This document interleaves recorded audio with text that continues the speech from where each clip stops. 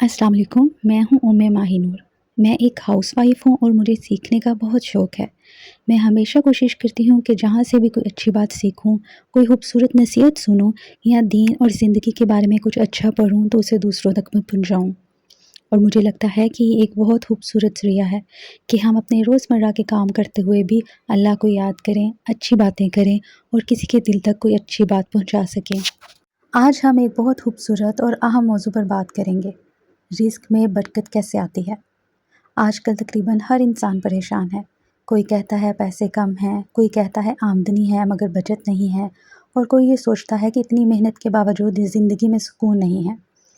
लेकिन कभी-कभी मसला रिज़्क कम होने का नहीं होता, बल्कि बरकत ख़त्म होने का होता है। क्योंकि रिज़्क सिर्फ़ पैसों का नाम नहीं है। रिज़्क वो सब कुछ है जो अल्लाह हमें अता करता है। आपकी सेहत, आपका घर, आपके बच्चे, आपके माँ-बाप, दिल का सुकून, इज़्ज़त, मोहब्बत, ये सब भी रिज़्क हैं। और ये हकीकत है कि अगर इंसान के पास सुकून ना हो तो दुनिया की जितनी भी दौलत इंसान के पास आ जाए वो खुश नहीं रह सकता। हम अक्सर सोचते हैं कि शायद ज़्यादा पैसा आ जाए तो ज़िंदगी बेहतर हो जाएगी, लेकिन बहुत से अमीर लोग भी बेसुकून होते हैं।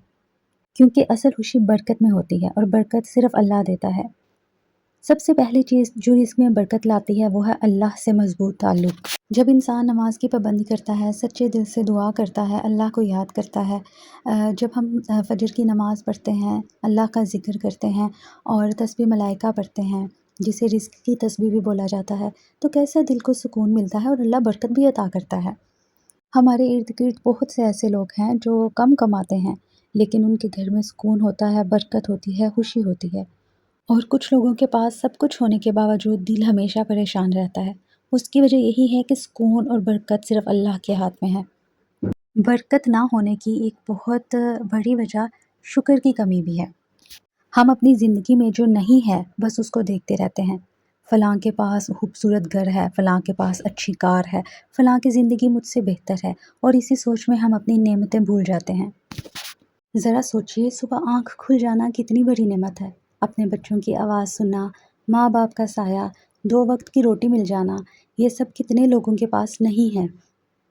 एक मर्तबा हज़रत मूसा अलैहिस्सलाम कोहे तूर पर अल्लाह ताला से मुलाकात के लिए जा रहे थे। रास्ते में उनकी मुलाकात एक ऐसे शख्स से हुई जो बहुत तंगदस्त था। उसने हज़रत मूसा अलैहिस्सलाम से अर्ज़ किया, अल्लाह के नबी, अल्लाह ताला से अर्ज़ कीजिए कि मुझ पर रहम फ़रमाए। मेरे पास ना खाने के लिए कुछ है, ना पीने के लिए कुछ है। अल्लाह ताला मुझे रिज़्क अता फ़रमाए। हज़रत मूसा अलैहिस्सलाम ने अल्लाह ताला से मुलाकात के दौरान उस शख्स का पैगाम पहुँचाया। अल्लाह ताला ने फ़रमाया, उस शख्स से कहो कि मेरा शुक्र अदा करे। अगर वो शुक्र करेगा तो मैं इसके रिज़्क में इज़ाफ़ा कर दूँगा।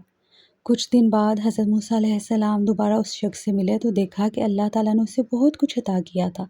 वो शख्स खुशहाल नज़र आ रहा था। हज़रत मूसा अलैहिस्सलाम ने उससे पूछा, तुम्हें ये सब कैसे मिला?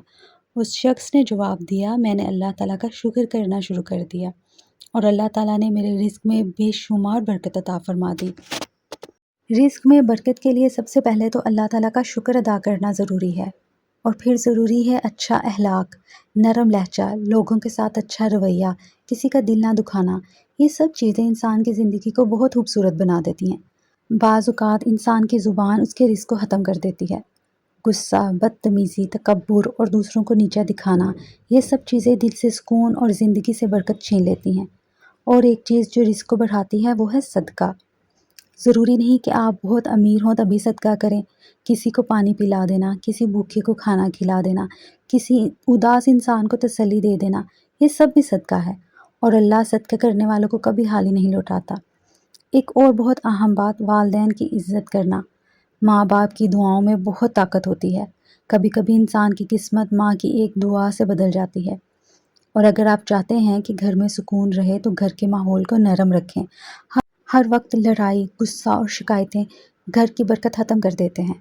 घर छोटा हो लेकिन मोहब्बत हो तो वही घर जन्नत बन जाता है। और आजकल एक और चीज़ जो इंसान को अंदर से बहुत बेसुकून कर देती है वो है कंपैरिज़न।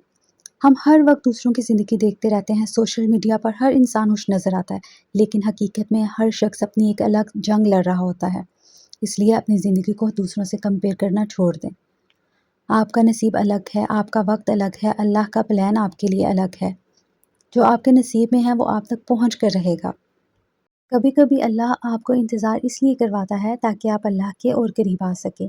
اس لیے دعا کرتے رہیے، اللہ سے مانگتے رہیے اور یقین رکھیں کہ اللہ آپ کی خاموش دعاؤں کو بھی سنتا ہے۔